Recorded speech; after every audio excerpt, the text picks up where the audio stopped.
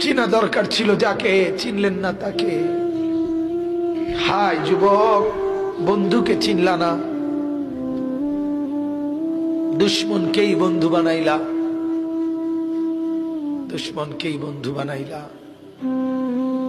আপন বন্ধু যিনি তাকে চিনলা না, দুশ্মনকেই গ্রহণ করলা। চেহারায়, সুরতে, চলনে বলনে, আচারে উচ্চারণে বেঈমান যেভাবে সাজায় দেয়, তুমি তাকেই গ্রহণ করলা। আল্লাহর নবী বলেন, রব্বুল আলামিন, আমি যদি বসে যাই হাসরের এই বিরাট ময়দানে, আমার উম্মতের জন্য দৌড়াবে কে?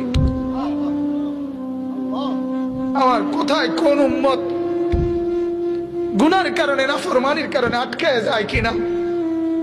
আমি যদি না ছুটি, আমি যদি না দৌড়াই, আমি বসে গেলে আমার উম্মতের জন্য দৌড়বে কে?